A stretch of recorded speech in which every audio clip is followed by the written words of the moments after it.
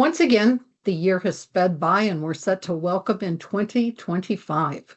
But before we go there, there's a lot to discuss about the food industry in 2024.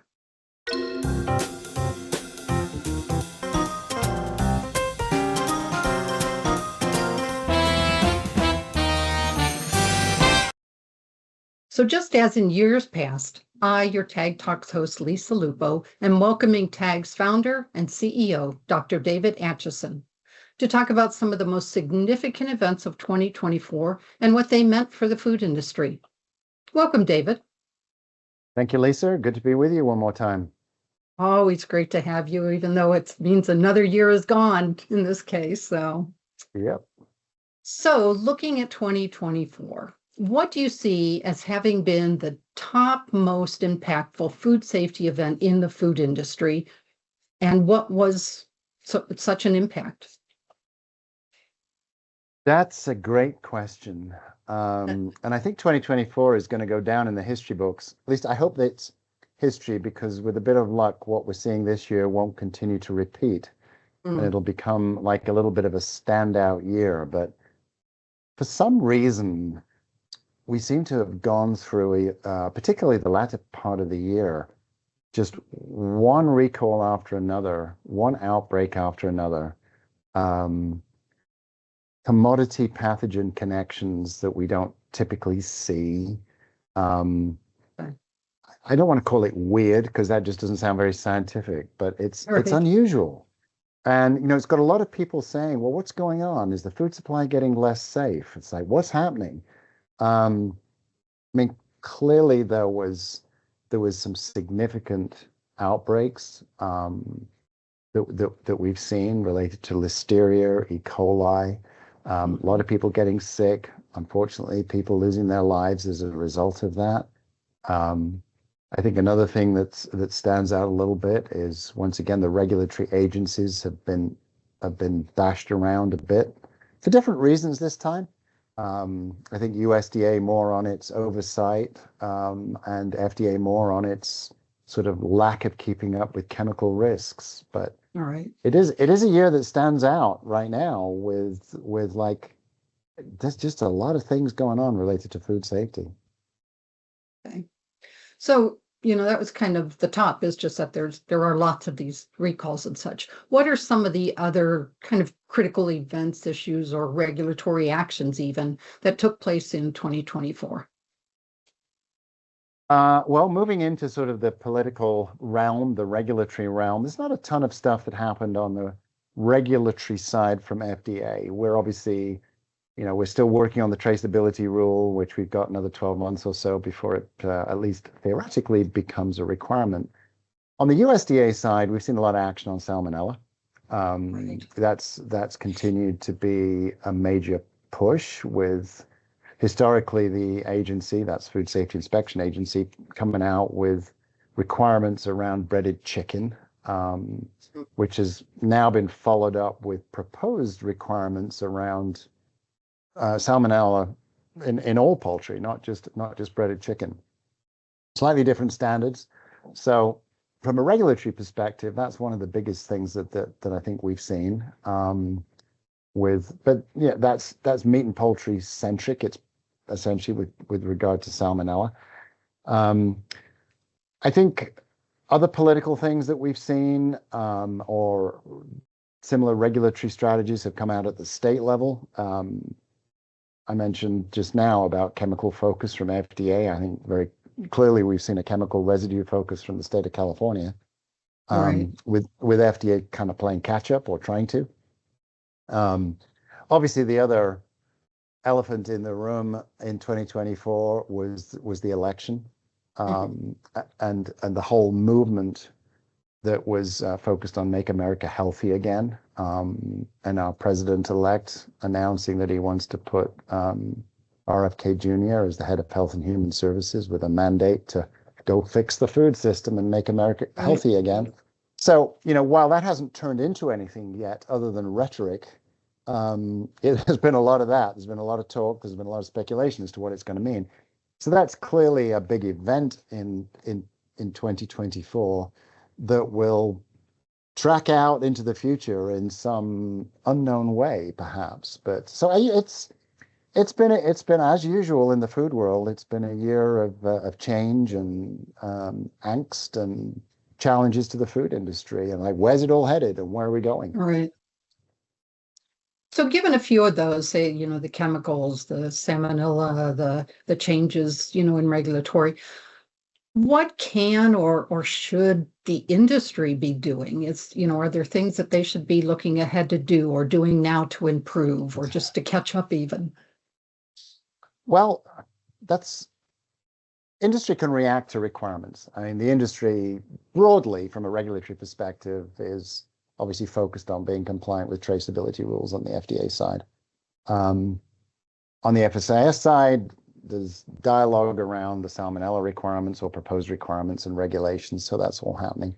When it comes to some of these other areas, there isn't a heck of a lot to change at this point, other than like keep your eyes open, watch out what's going on. And if you're going to try to be a little proactive, one of the areas is to start to ask yourself, well, if we look at supposing FDA was to regulate chemicals much more stringently, and some of the dialogue has been like, which you see on mainstream media. It's like, well, Europe doesn't allow this, and this, but we do in the United States. An example just very recently has been in the United Kingdom. There's been a lot of candy items that have been pulled off the shelves there by the regulators because they're made in the United States and they've got all sorts of colors and this and that and the other in them that they don't allow in the UK. So if you want to sort of speculate, then it would make sense to say, if in the United States we were regulated to the same level with chemical residues as the Europeans and the British, what would that look like? What might be that impact on me? I wouldn't recommend anybody take an action because typically, I mean, these things do take some time, so you've got time to adjust. But as we've said many times before, it's always smart to be trying to look around the next corner and begin to think about, well, how would I approach this? How am I going to tackle this? What could I do? What should I do? And right now, the should is like watch and wait and see. But planning is always smart. And thinking, well, is this going to impact me in some way that I need to start to plan about how to replace residue X, chemical Y, colorant Z in my products, should it go that way? So I think that's the most prudent thing to do. Okay. So as you mentioned also, there is a lot of kind of talk and focus and looking at the worsening food safety and increasing recalls. Is this indicative of a worsening food safety system or increasing detection or what? Are we having more recalls or are we just seeing more? What's your take on all that? Well, the statistics will tell us whether numerically we're having more recalls. It feels like we're having a bunch, but that has a lot to do with I think media cycle and focus, because when you get a big event, and the election's over, so what's the media going to focus on? Well, there's lots of things going on in the rest of the world, but it's typically we see when something big happens, then the next time something not so big happens, but in the same general vein, food safety, it's like, oh, this is a news topic. We can talk about this because this will sell copy and people will subscribe. So, it's just the nature of the beast. Now, does that mean that recalls actually have gone up? Last time I looked at the numbers, they vary anyway, and we're not sort of seeing some massive shift and increase. It might blip up a little bit, but that's not so unusual. It happens. My personal view is I think the food supply continues to get safer and safer incrementally. I think that's my view. Now, having said that, you get companies that are struggling and they don't do things right, and stuff goes wrong and people get sick. that's always been the case, and it will continue to be the case. And we've had a couple of those recently that have got sort of major headlines where things have gone wrong and a lot of people have got sick. Um, Always with these situations is there's greater sensitivity when these things go wrong, so there's more high profile. Consistently, the United States gets better at identifying outbreaks. I mean, historically, we have evolved our genetic technology, the molecular genetics of being able to do matches, the molecular epidemiology, as we call it, linking strain over here with strain over there and a food over here. Is like, okay, we're getting better and better and better at that. So year over year, clusters, small outbreaks that might have gone unnoticed are being picked up, noticed, and reacted to. I think also when one sees a significant outbreak due to listeria, there is, particularly if a regulatory agency it's been suggested that they perhaps weren't as diligent as they could or should have been, then there is a reaction in the opposite direction, and there's a lot more diligence, there's a lot more focus, there's more testing, there's a heck of a lot less tolerance when something pops up and a company says, "Oh, just give us some time. This is not a big deal." You know, the regulatory agencies are going to say, "I'm going to give you no time, and it is a big deal, and get it off the market, or we're going to put out a public health release." So all of that translates into more noise, more action, more recalls, more identification of small outbreaks that might otherwise have gone unnoticed, just general more noise. I mean, another component to all of this is, which is not a new phenomena, and I've certainly spoken of it before, is are we becoming more susceptible? You know, as a society, we getting older. At least you and I are. Just kidding. But you know, the point is, you know, we have more individuals who perhaps fall into that immune suppressed bucket, either because of age or because of, you know, modern medical technology that is helping people survive situations that they might otherwise not have. Now that's a very gradual slope. That's not something that suddenly changed a whole lot in 2024. But all of these factors play in. And, you know, as you and I talk about this, I think it's very fair to say the perception is that something's changed, that something's got worse. It's hard. I don't really believe that it's changed that much. But the focus changes and the perceptions change. And I still, you know, I'm a still strong advocate. So I think year over year, our food safety system gets stronger. Not everybody would agree with me on that. I do understand that. And food industries have struggled, I think, since COVID. They have struggled with finding talented individuals who want to work in the food industry. Okay. So, you know, we went through a period of lots of temps, which was challenging for the food industry. I think that's sort of gone away a little bit. But folks don't really want to work in refrigeration temperatures for 8-hour shifts 5 days a week. You know, if I can go work somewhere warm and toasty, I'd rather do that. Right.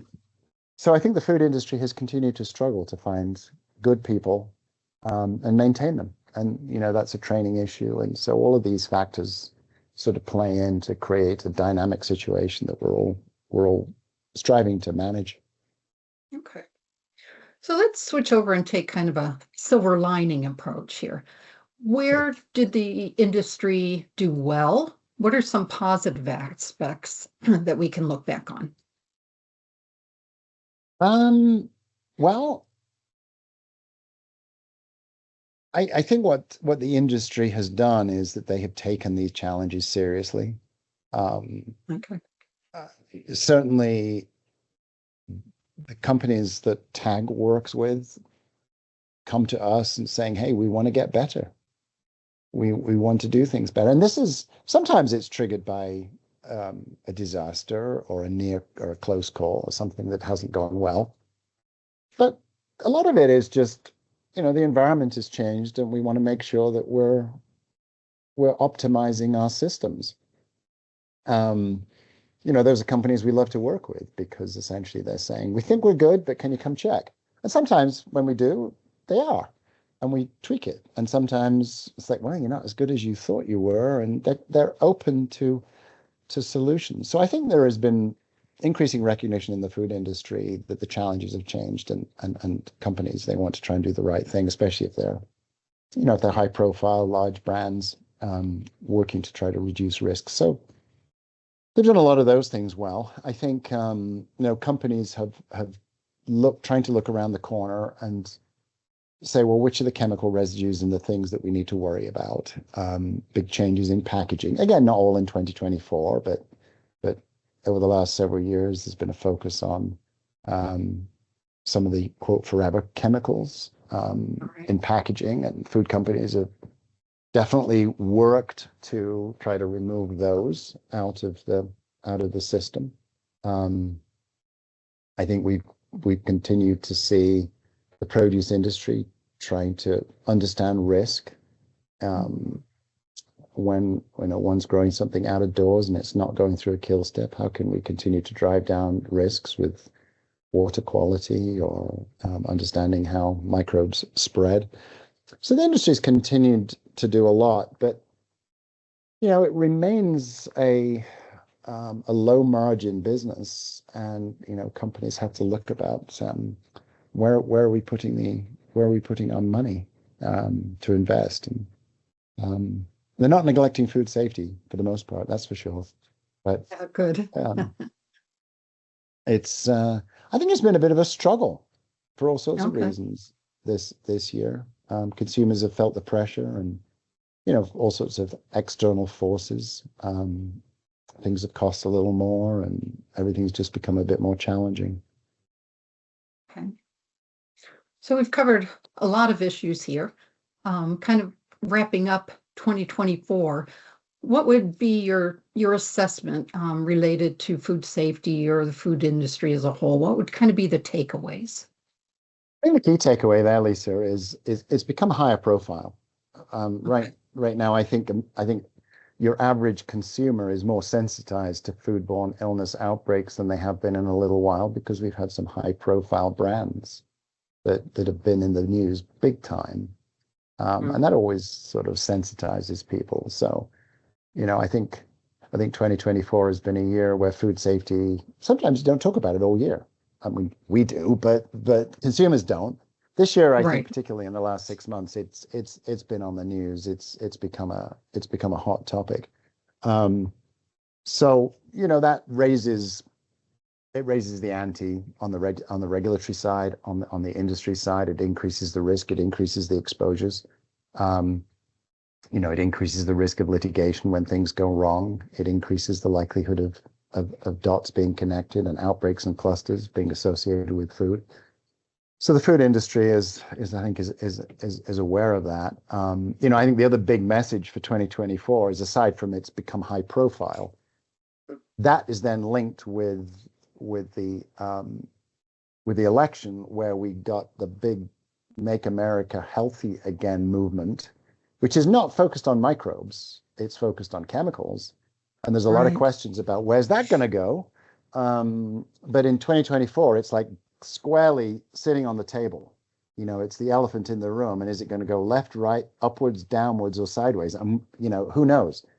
But there's a lot of people asking those questions and saying, well, what's the impact of this? And what's RFK Jr. going to do? Right.